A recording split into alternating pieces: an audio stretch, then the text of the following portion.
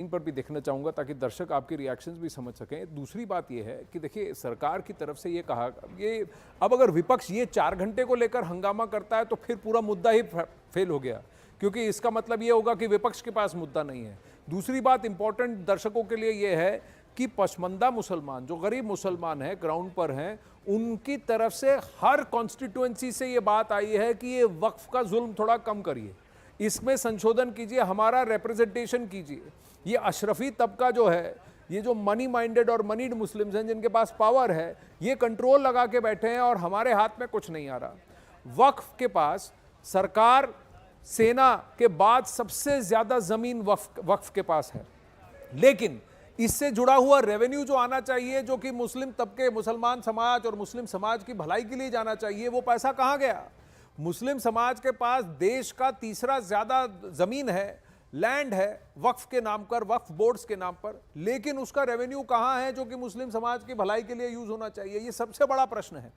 वापस जाएंगे अमिताभ और अरुण के पास, लेकिन आपको बता दें कि वक्फ संशोधन बिल को लेकर सरकार ने पूरी तैयारी कर ली है, लेकिन इस पर जमकर सियासत हो रही है। लगातार इससे जुड़ी खबरें भी सामने आ रही। इस बीच वक्फ संशोधन बिल पर सूत्रों के हवाले से खबर यह आ रही है कि जेपीसी की रिपोर्ट में भेजा गया बिल ही संसद में पेश होगा। सूत्रों के मुताबिक वक्फ बिल में किसी बड़े संशोधन की संभावना नहीं दिख रही है। अब जो भी संशोधन होने थे, हां, ऑपोजिशन के जितने डिसेंट नोट्स थे, 344 करीब पेज, वो सिर्फ डिसेंट नोट्स हैं विपक्ष के, जिसको कि इंक्लूड कर दिया गया था। पहले वो इंक्लूडेड नहीं थे, विपक्ष ने हल्ला मचाया था, कंप्लेंट किया था, और उसके बाद फिर पार्लियामेंट सेक्रेटरी और इन्होंने इसको कंसिडर किया और फिर उसको इंक्लूड करवाया था। स्पीकर ने भी इस बात को कहा था कि जो भी डिसेंट नोट है उसको आप इंक्लूड कराइए। लेकिन जो संशोधन होने थे वो जेपीसी में हो चुके हैं। जेपीसी में चर्चा के बाद जहां जहां छोटे मोटे अमेंडमेंट होने थे और सत्ता पक्ष की तरफ से जो आना था, यानी कि एनडीए के घटक दलों की तरफ से जो सुझाव आए थे, उनको इंक्लूड कर लिया गया और एक फाइनल ड्राफ्ट भेजा गया। अब वक्फ संशोधन बिल पर सियासी उठापटक भी तेज हो गई। जेडीयू के सूत्रों के मुताबिक जेडीयू की फाइनल वक्फ बिल पर नजर है। जेडीयू ने कहा है कि वक्फ बिल पर हमने संशोधन का प्रस्ताव रखा था और उम्मीद करते हैं कि फाइनल बिल में उन्हें शामिल किया गया होगा।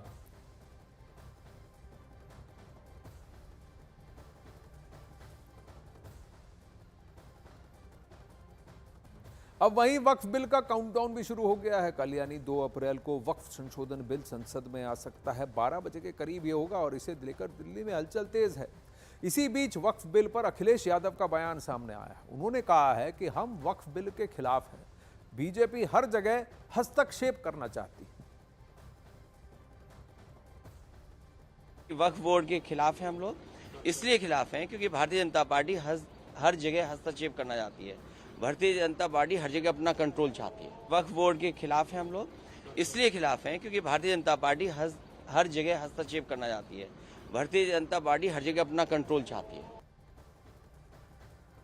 अखिलेश जी वहां वक्फ बोर्ड बोल गए, वक्फ संशोधन बिल की बात कर रहे थे। वक्फ बोर्ड और वक्फ संशोधन बिल दोनों अलग अलग चीजें हैं अमिताभ, ये भी हो जाता है।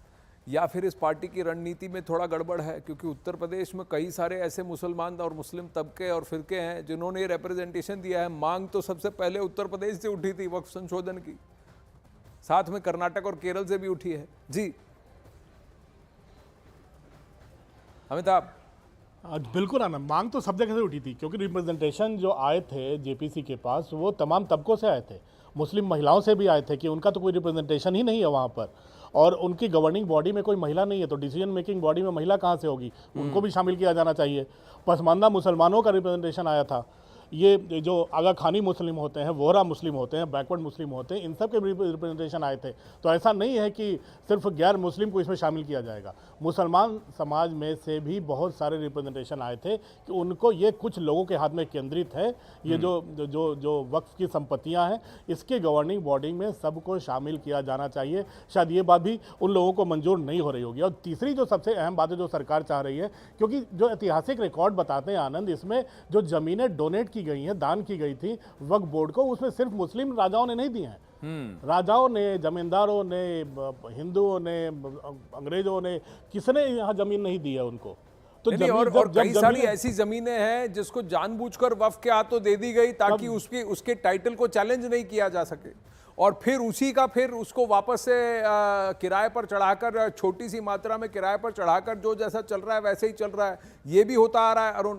तो कहीं ना कहीं ये भी प्रश्न उठेगा। आप देखिए केरला में देखिए एक bishop, Catholic bishop council group है केरला बिशप, उन्होंने तो यही कहा है कि मुनम्बम जो इशू है जहां पर 404 एकड़ जमीन है, 600 परिवार हैं, क्रिश्चियन जमीन थी, ईसाइयों की जमीन थी, उसको वक्फ कर दिया। सालों से चल रहा है ये डिस्प्यूट। अब ऐसे डिस्प्यूट को ऑल मुस्लिम पैनल अगर डिसाइड करेगा तो फिर ईसाई कैसे कहेंगे कि भाई मुझे जस्टिस मिलेगा? देखिए आनंद, पहली बात तो यह है कि कानून का राज किसको कहते हैं। इस देश में किसी भी फैसले से लोअर कोर्ट के आप असहमत हैं तो आपके पास सुप्रीम कोर्ट तक जाने की अनुमति है, और आप जाते हैं और कई बार लोअर कोर्ट के फैसले सुप्रीम कोर्ट में बदल जाते हैं और न्याय मिलता है आपको। अब एक ट्राइब्यूनल ने जो फैसला कर दिया वही आखिरी फैसला है, न हाई कोर्ट उसमें हस्तक्षेप कर सकता, न सुप्रीम कोर्ट उसमें हस्तक्षेप करता। इतने बड़े बड़े इदारे हैं न्याय देने की इस देश में, तो ट्राइब्यूनल की राय ही, उसका फैसला ही आखिरी फैसला होगा। ये एक बहुत बड़ी ऐसी चीज थी जो कानून के राज पर सवाल खड़े करती थी। आपने कह दिया कि ये संपत्ति वक्फ की, अब आप साबित करिए कि वक्फ की नहीं है। उसके बाद ट्राइब्यूनल ने कह दिया नहीं ये वक्फ की है, तो आपके पास कोई कानूनी अधिकार नहीं। इस बिल के जरिए सरकार ये कह रही है कि भाई आप अगर गलत फहमी से, जबरदस्ती, किसी भी तरीके से आपकी जमीन वक्फ करार दे दी जाती है तो आपके पास बाकी जो सिविल सूट्स हैं या बाकी जो जमीन के विवाद है उस तरह से कोर्ट का सहारा आपके पास है, आप न्याय पा सकते हो। ये नहीं कि ट्राइब्यूनल ने रूल आउट कर दिया उसके बाद आप घर बैठ जाएंगे। पहली बात तो ये है, नेचुरल जस्टिस इंश्योर करना चाहती है सरकार, उसका ये तर्क है। दूसरी बात यह है कि कई ऐसे इदारे इस देश में हैं जो जहां पर महिलाओं का रिप्रेजेंटेशन होना बहुत जरूरी माना जाता है, वो एक अलग नजरिए से समाज को, उसकी गतिविधियों को देखती है। तो इसमें अगर महिला को अंदर किया जा रहा है, महिलाओं को रिप्रेजेंटेशन दिया जा रहा है, तो उसमें दिक्कत क्या है। तीसरी बात यह है कि भूमि का अभिलेख, देखिए हमारे यहाँ चकबंदी होती है हर जमीन का टुकड़ा, और जैसा कि आपने भी कहा कि रेलवे और सेना, उसके बाद तीसरी सबसे ज्यादा जमीन जो है वक्फ के नाम पर है। तो अगर उनका प्रमाण रखा जाए, उनका साक्ष्य रखा जाए, और अगर उनको दे दिया गया अनुमति जिला मजिस्ट्रेट को कि उसकी वो देख रेख करे, तो इसमें गलत क्या है। अगर जेन्युइन कोई वक्फ की संपत्ति है तो उसको कोई कैसे ले लेगा, उसके साक्ष्य खिलाफ कैसे प्रस्तुत करेगा? तो सरकार ये तर्क दे रही है। कई बार कहना है जी, सॉरी मैं अरुण आपको टोक रहा हूं, पर कई बार ऐसा ही होता है कि जो, और 2013 में जिस तरह से ये बिल पास किया गया था और कितनी सारी दिल्ली के आसपास की जमीन जिस पर डिस्प्यूट था, कब्जा किया गया था, जो भी सब कुछ वक्फ को कर दिया गया।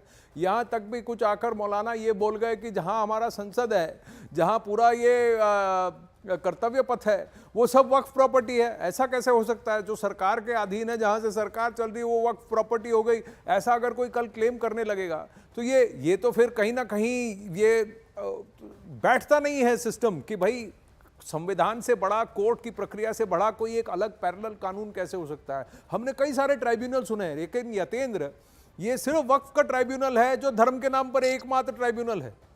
बाकी कहीं पर भी धार्मिक ट्राइब्यूनल नहीं है। ट्राइब्यूनल होता है लेकिन धर्म से जुड़ा हुआ एक ट्राइब्यूनल, वो भी इसको इंगित किया गया। ऐसा कैसे हो सकता है? ये कई सारी चीजें हैं जिसको कहते हैं कि अल्ट्रा वायर्स कॉन्स्टिट्यूशन, यानी संविधान के विपरीत है। देखिए बिल्कुल आनंद, और इसी बात को सत्ता पक्ष के और खुद कई विपक्ष के सदस्य भी मानते हैं कि ये संविधान का एक तरह से मखौल उड़ाने का काम, इस एक्ट को लाकर 2013 में जो ये एक्ट लाया गया वो संविधान का मखौल उड़ाने जैसा काम किया गया। और यही कारण है कि जो अभी सरकार है, मोदी सरकार, वो इसको लेकर सख्त तेवर अपनाए हुए कि संविधान की दुहाई देने वाला विपक्ष इस पर जो संविधान का मखौल उड़ाने की बात की जा रही है उस पर क्यों साथ नहीं आ रहा, क्योंकि इसका सीधा सा रीजन है कि वो मुस्लिम तुष्टीकरण की नीति को छोड़ना नहीं चाहता। और उसको अभी भी उनको लगता है कि अगर इस एक्ट का वो समर्थन नहीं करेंगे तो उनका मुस्लिम वोट बैंक उससे छिटक सकता है। और शायद यही कारण है कि लगातार अपोजिशन इस पूरे मामले को टालना चाहता है। जो अभी बीएससी की मीटिंग हुई उसमें वो अपनी बातों पर अड़ा हुआ था कि 12 घंटे की चर्चा हो, क्योंकि 12 घंटे की चर्चा का मतलब है कि कल बिल पास ना हो, परसों तक बिल खिंचे, और राज्यसभा में कम्युनिट करने में भी समय लगता है। अगर राज्यसभा में कम्युनिट नहीं होगा तो 4 तारीख तक का जो ये सेशन है, तो 4 तारीख तक ये राज्यसभा से पास नहीं होगा, और पास नहीं होगा तो अगले सेशन तक लटक जाएगा। और यही अपोजिशन चाहता है, और इसी बात को ध्यान में रखते हुए सरकार चाहती है कि कल हर हालत में बिल पास हो। सरकार तो यही नहीं चाहती, क्योंकि 4 तारीख को तो प्रधानमंत्री नरेंद्र मोदी संसद में नहीं होंगे, इस देश में नहीं होंगे, क्योंकि वो ट्रैवल करना है और उनकी वहाँ पर कई सारी मीटिंग्स हैं जो कि 4 तारीख को निहित हैं। तो कहीं ना कहीं सरकार भी ये कह चुकी है अब तुम अड़ रहे हो तो हम भी अड़ेंगे, और ये बिहार के चुनाव तक नहीं टलेगा। इसको इससे पहले ही इसको समाप्त कर दिया जाएगा इसी सत्र में, क्योंकि धीरे धीरे अगले सदन तक जब आप पहुंचेंगे, अगले सत्र तक अगर आप पहुंचे तो बिहार के चुनाव भी निकल